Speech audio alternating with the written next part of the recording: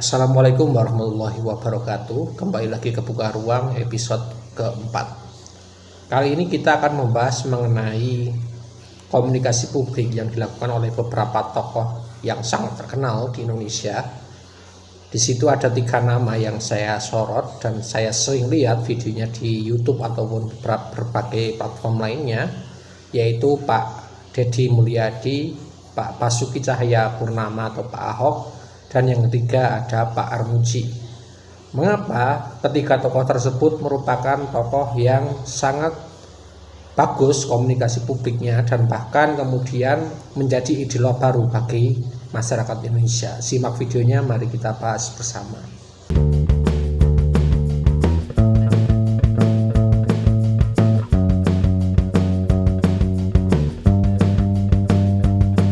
Pada saat video ini direkam, sebenarnya saya sedang membaca sebuah buku dari Pak Daniel Karniek yang berjudul Sukses Berkomunikasi.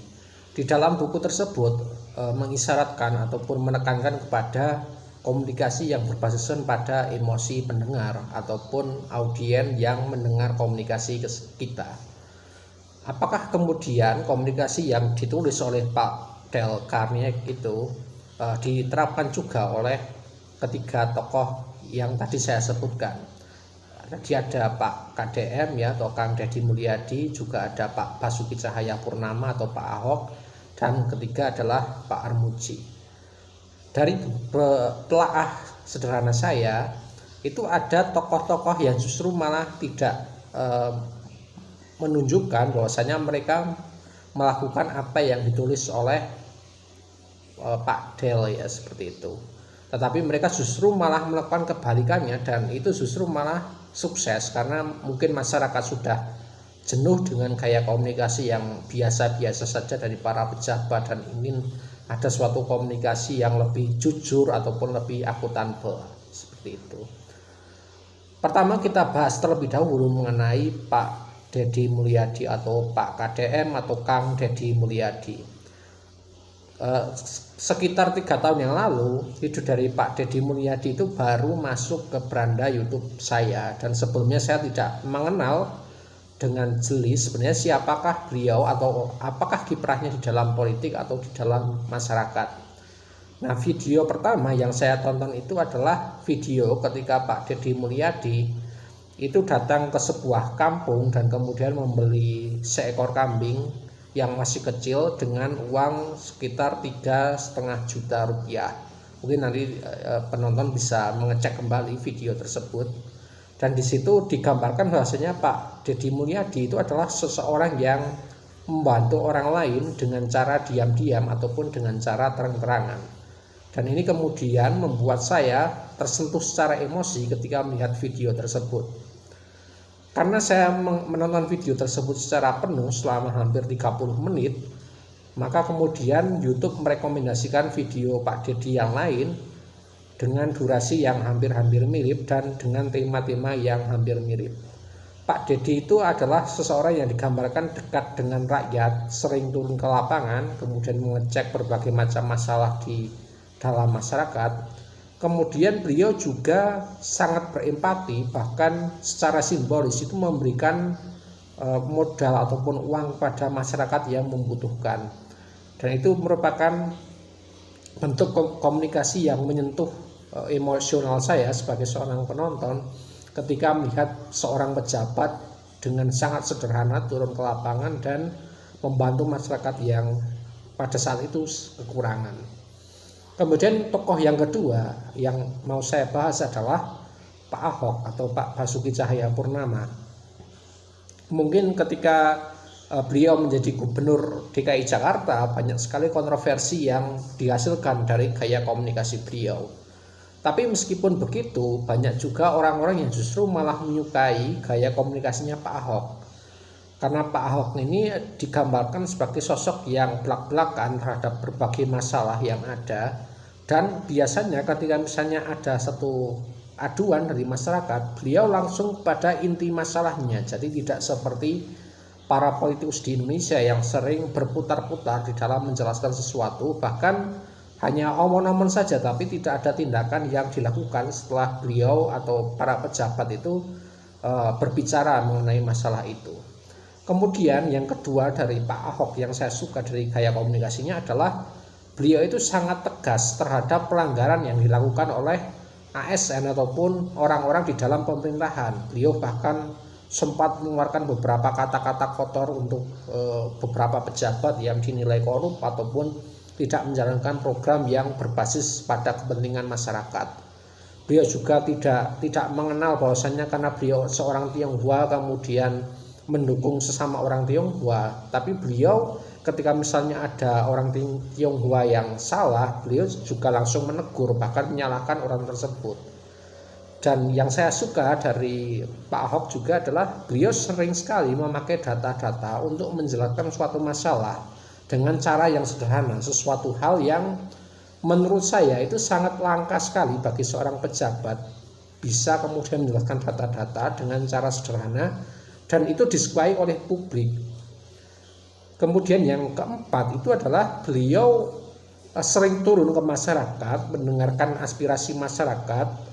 Jadi ketika kita misalnya menonton videonya Pak Ahok, itu kita secara emosi itu terbawa ke dalam apa yang dirasakan oleh masyarakat dan kita juga terpesona atau terperangah dengan solusi yang ditawarkan oleh Pak Ahok seperti itu.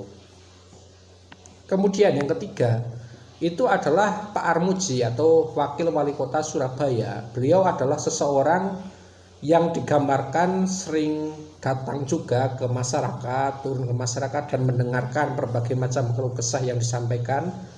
Bahkan beliau itu sempat atau sering kali itu melakukan mediasi antar warga. Jadi misalnya ada warga yang tanahnya itu bermasalah, kemudian bersengketa dengan orang lain, Pak Armuji ini biasanya menjadi mediator dari berbagai masalah yang sebetulnya itu bukan ranahnya beliau, tapi beliau hadir di situ untuk melegakan masyarakat yang sedang kesulitan.